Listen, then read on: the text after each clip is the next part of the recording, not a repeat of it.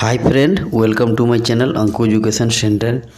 दोस्तों, आज इस वीडियो में मैं जो भी क्वेश्चन लिया हूँ वो बहुत ही इम्पोर्टेंट है। इस क्वेश्चन को अगर आप एक बार देख लिए, जान लिए, तो मैं वादा करता हूँ कि आप कभी भी इंटरव्यू में फेल नहीं हो गए। तो चलिए आप वीडियो में बने रहिए। मैं वीडियो में जितने भी सारे क्वेश्चन हैं सबको वन बाय वन अभी क्लियर करूँगा। सबसे पहला क्वेश्चन ये है कि what is pump affinity law. दोस्तों, ये एक सेंट्रीफ्यूगल पंप का बहुत ही ज़बरदस्त क्वेश्चन है। ये बहुत सारा आदमी को पता नहीं रहा है। कह रहा है कि पंप का एफिनिटी लॉ क्या है, बताइए। एक नियम है, उस नियम के बारे में पूछ रहा है जिसका नाम है एफिनिटी।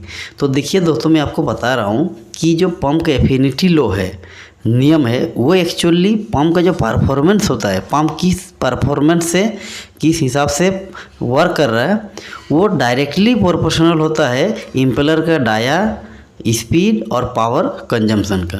कहने का मतलब ये है कि किसी भी पंप का जो परफॉर्मेंस होता है, वो पंप में जो इम्पेलर लगा था उसका डायमीटर और कितना स्पीड से वो रोटेट कर रहा है और कितना पावर उसमें कंजम्पशन हो रहा है, कितना पावर वो ले रहा है, ये तीन चीज़ पर ही उसका परफॉर्मेंस डिपेंड करता है। तो कह रहा है कि पंप का जो एफिनिटी लॉ है वो इम्पेलर डाया स्पीड और पावर कंजम्पशन का डायरेक्टली प्रोपोर्शनल होता है। कहने का मतलब कि इन सारे वैल्यू को, मतलब इम्पेलर का डाया को या स्पीड को या पावर कंजम्पशन को अगर हम इंटरचेंज करेंगे, चेंज करेंगे, तो क्या होगा कि पंप का जो मतलब परफॉर्मेंस है उसको हम प्रिडिक्ट कर पाएंगे कि अगर हम कोई एक वैल्यू को चेंज कर रहे हैं तो उसका फ्लो रेट या उसका हेड या उसका पावर कंजम्पशन कितना है। तो ये जो एफिनिटी लॉ है, इसका मैं एक एग्जांपल लूँगा और उसको नेक्स्ट क्वेश्चन के तौर पर आपको समझाऊंगा कि पंप के एफिनिटी लॉ एक्चुअली क्या है। तो नेक्स्ट क्वेश्चन है, मान लीजिए कि एक सेंट्रीफ्यूगल पंप है जिसका flow rate 20 metre cube per hour है, उसको हम Q1 से डिनोट किए। पंप का स्पीड है N1 1500 RPM। अब देखिए कि पंप 1500 RPM में घूम रहा है और उसका उस समय फ्लो रेट है 20 मीटर क्यूब पर आवर। तो कह रहा है कि अगर पंप का RPM 1000 है तो उस समय उसका फ्लो रेट कितना होगा, ये आपको बताना है। तो अगर ये पंप का एफिनिटी लॉ आपको पता है तो पंप के एफिनिटी लॉ में आपको सारा चीज़ क्लियर कर देगा कि उसका आरपीएम चेंज होने से फ्लो रेट में कैसे चेंज होगा और उसका हम लोग कैसे कैलकुलेट करेंगे। तो देखिए, इसको आप बना सकते हैं कि according to the pump affinity law Q1 by Q2 equal to N1 by N2। ये Q1 क्या है कि जब पंप 1500 स्पीड में घूम रहा था आरपीएम पे, उससे उसका फ्लो रेट Q1 है जो कि 20 मीटर क्यूब पर आवर है, और Q2 जो है आपको 1000 RPM पे कितना फ्लो रेट होगा वो निकालना है, वो है Q2। और N1 जो है वो आपका स्टार्टिंग का RPM 1500 RPM है, और N2 जो है जिस पे आपको निकालना है 1000 RPM है। तो ये सारा वैल्यू का अगर हम इस फार्मूला में पुट कर देते हैं तो Q2 इक्वल हो जाएगा Q1 into N2 by N1 equal to, अगर हम वैल्यू पुट करेंगे 20 इंटू 1000 बाई 1500 और कैलकुलेशन अगर कर देंगे तो हमको मिल जाएगा 13.33 मीटर क्यूब पर आवर। तो देखिए कि जब पंप 1500 RPM में घूम रहा था उस समय उसका फ्लो रेट था 20 मीटर क्यूब पर आवर। जैसे पंप का RPM 1000 हो गया है, मतलब पंप का RPM घट गया है, तो उसका flow rate 13.33 metre cube per hour flow rate भी घट गया है। तो इस तरह से पंप के एफिनिटी लॉ के हिसाब से आप स्पीड को या फ्लो रेट को चेंज करके उसका नया जो भी आप मतलब पैरामीटर सेट करेंगे उसके हिसाब से आप वैल्यू को कैलकुलेट कर सकते हो। नेक्स्ट क्वेश्चन आपसे पूछ सकते हैं दोस्तों कि how do you calculate the bearing clearance of bearing having bore diameter capital D। कह रहा कि अगर बियरिंग का इंटरनल डायमीटर D है तो आप बियरिंग के क्लियरेंस को कैसे कैलकुलेट करोगे। देखिए, आपको सिर्फ और सिर्फ बियरिंग का इंटरनल डायमीटर D दिया है, बोल रहा कि बियरिंग के क्लियरेंस कैसे आप कैलकुलेट करोगे, बताइए। तो देखिए दोस्तों, किसी भी बियरिंग का क्लियरेंस पता करने का एक थंब रूल है। उस थंब रूल के हिसाब से जो भी बियरिंग हम लोग लेते हैं उसका जो मिनिमम क्लियरेंस होता है वो होता है कि 0.00185 इंटू D। D मतलब उसका इंटरनल डायमीटर। और जो मैक्सिमम क्लियरेंस होता है वो होता है 0.00254 इंटू डी।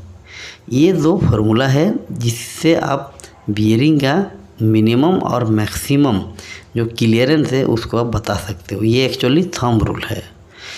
नेक्स्ट क्वेश्चन आपसे पूछ सकते हैं दोस्तों कि what is the function of cross of a universal joint या यूनिवर्सल कपलिंग।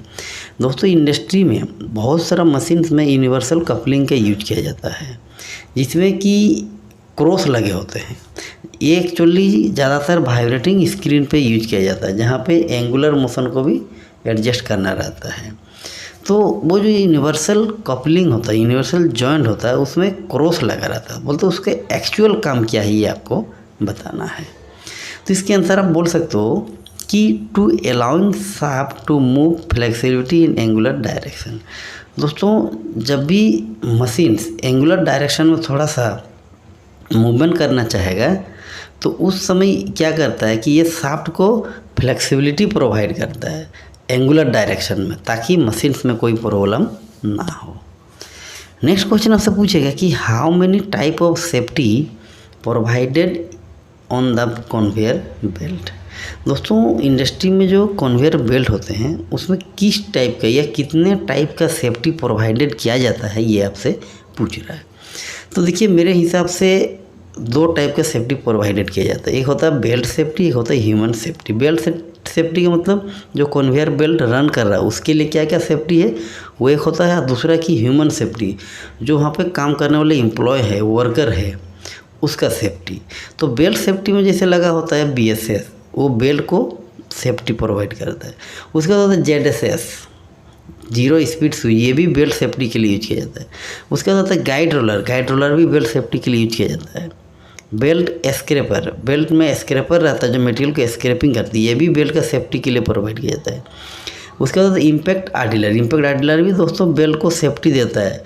एक्चुअली जहाँ पे लोडिंग पॉइंट होता है वहाँ पे इम्पैक्ट आर्टिलरी यूज करते हैं ताकि मटेरियल का जो इम्पैक्ट लोड है वो डायरेक्ट बेल्ट को ना जाए।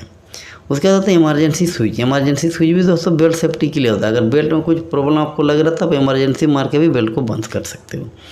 उसके बाद है चूट ब्लॉक सेंसर, ये बहुत कम जगह पर ही लगाया जाता है। चूट ब्लॉक सेंसर मतलब कि अगर मान लीजिए आपका चूट ब्लॉक हो गया, जाम हो गया, तो उसमें एक सेंसर लगाया जाता है।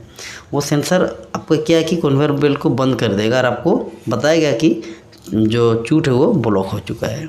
इस तरह से कन्वेयर बेल्ट में जो बेल्ट सेफ्टी होता है वो मैं आपको बता दिया हूँ। अब मैं चलिए आप लोगों को ह्यूमन सेफ्टी के बारे में थोड़ा बताता हूँ जो कि बेल्ट कन्वेयर में होता है। पहला होता है कपलिंग गार्ड। दोस्तों कपलिंग का RPM काफ़ी ज़्यादा होता है, तो उसमें अगर हम गार्ड करके नहीं रखेंगे और कपलिंग अगर बोल्ट वगैरह कुछ खुल जाए तो उस पर जो काम करने वाले एम्प्लॉय होते हैं उसको डैमेज कर सकते हैं। तो उसके लिए कपलिंग का गार्ड लगाया जाता है जो ह्यूमन सेफ्टी के लिए है। दूसरा है कि पुली गार्ड। दोस्तों जितने भी पुली है ये बहुत ही डेंजर होते हैं। अगर वहाँ पे काम करते समय किसी का कुछ पार्ट्स बॉडी के चला जाए तो पुली उसको पूरा ही ख़राब कर देता है, नष्ट कर देता है। तो पुली को गार्ड करना भी ज़रूरी है, इसीलिए पुली का जो गार्ड होता है वो भी ह्यूमन सेफ्टी के लिए होता है। उसके बाद PCS, पुल कोड स्विच दोस्तों एक एक्सटर्नल सेफ्टी है जो कि ह्यूमन सेफ्टी के लिए यूज किया जाता है बेल्ट कन्वेयर में। अगर बेल्ट कन्वेयर में काम करते समय कुछ प्रॉब्लम हो जाए तो आप पुल कोड को पुल कोड पर एक्शन लेके बेल्ट कन्वेयर को बंद कर सकते हो।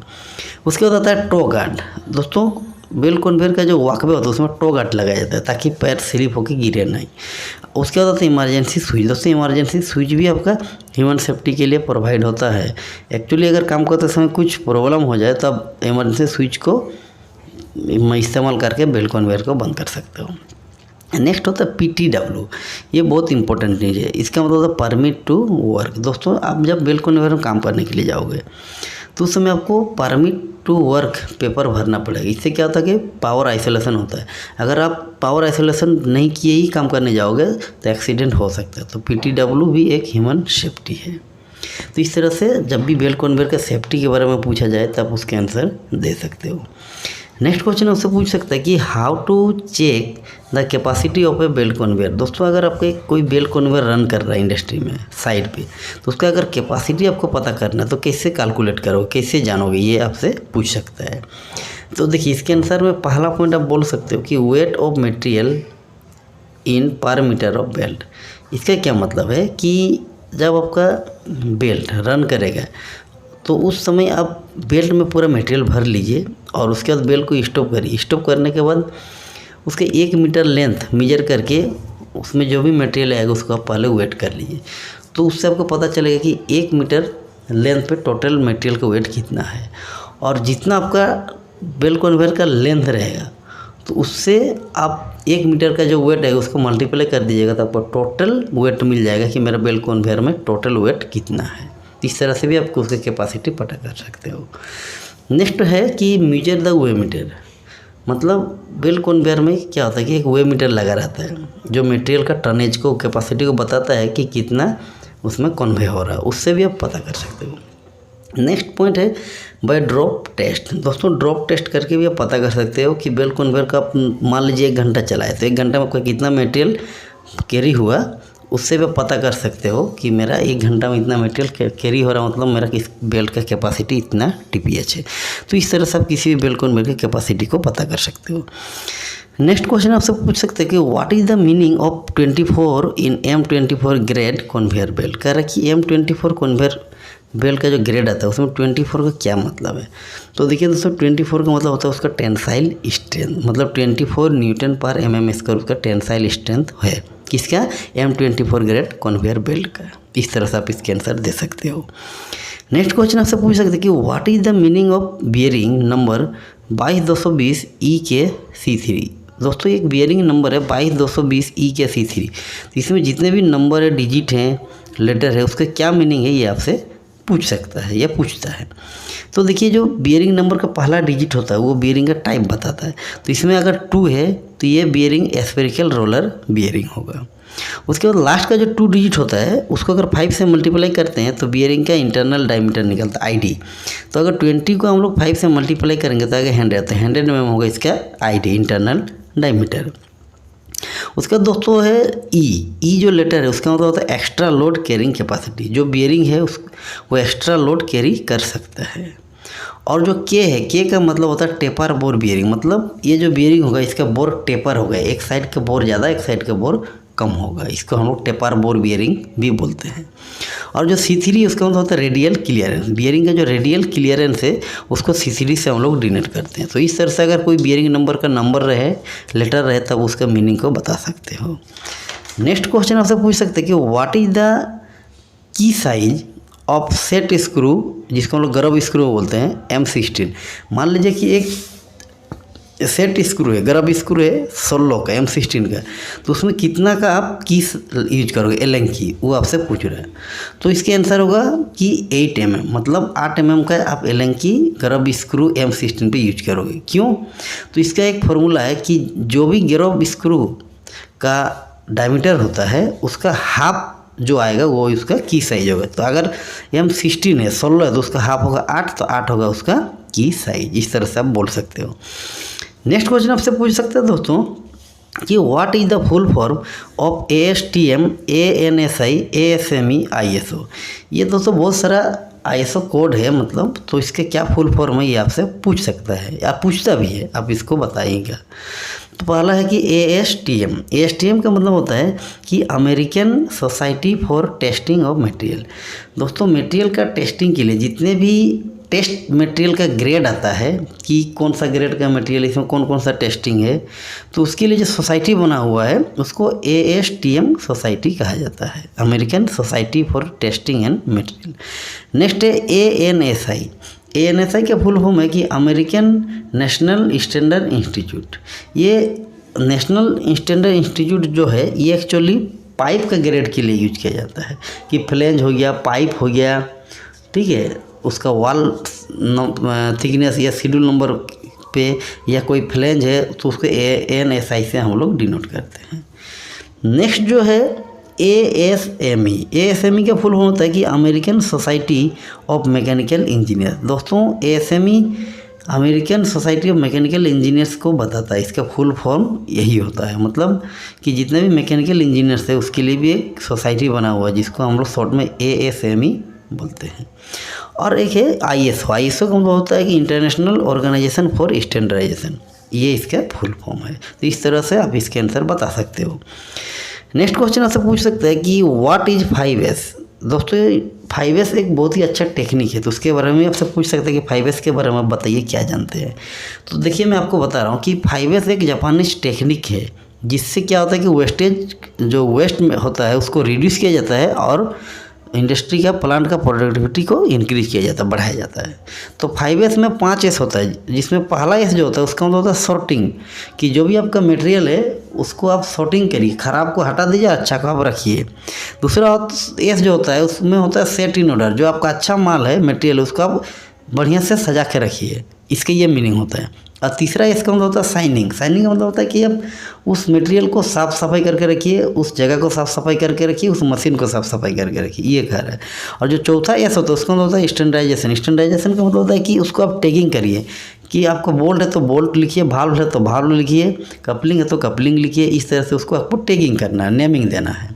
और फिफ्थ मतलब पाँचवा एस जो होता है उसका मतलब होता है सेल्फ डिसिप्लिन। सेल्फ डिसिप्लिन का मतलब कि आगे का जो 4 एस है उसको आपको मेंटेन करना है, उसको आपको सही हैबिट मतलब डेली हैबिट में लाना है। तो यही 5 एस आपको बताना है जब भी इंटरव्यूअर पूछेगा कि what is 5S। Next question आपसे पूछ सकता है कि give an example of sliding contact bearing. कहेगा कि स्लाइडिंग कॉन्टैक्ट बियरिंग का एग्जांपल दीजिए। तो देखिए दोस्तों, जितने भी इंडस्ट्री में हम लोग बियरिंग यूज करते हैं जनरली वो एक्चुअली आपका रोलिंग कॉन्टैक्ट बियरिंग होता है, जैसे बॉल बियरिंग, रोलर बियरिंग। आपसे पूछ रहा है कि स्लाइडिंग कॉन्टैक्ट बियरिंग का आप एग्जांपल दीजिए। तो देखिए दोस्तों, स्लाइडिंग कॉन्टैक्ट का जो बियरिंग होता है वो एक मैं आपको बता रहा हूँ जिसका नाम है जर्नल बियरिंग। ये जर्नल बियरिंग हाई लोड के लिए यूज किया जाता है। ये एक स्लाइडिंग कॉन्टैक्ट बियरिंग है। तो आज के सेट में जो भी मेरा क्वेश्चन था वो कंप्लीट हो चुका है, और अभी मैं आप लोगों से क्वेश्चन करूंगा जिसके आंसर आपको कमेंट बॉक्स में बताना है। क्वेश्चन ये है कि what is the least count of measuring tape. दोस्तों इंडस्ट्री में जो मेजरिंग टेप हम लोग यूज करते हैं, हमारे फिटर भाई लोग जो यूज करते हैं, उसका लीस्ट काउंट कितना है, मतलब उसमें कम से कम कितना मेजर कर सकते हैं, ये आपको बताना है। तो चलिए दोस्तों, आज के वीडियो में बस इतना ही। अगर वीडियो अच्छा लगा तो वीडियो को लाइक शेयर करिएगा और चैनल को सब्सक्राइब करके ऑल पे क्लिक करिएगा, ताकि जो भी मेरा वीडियो आएगा उसका नोटिफिकेशन सबसे पहले आप तक पहुँचे। धन्यवाद।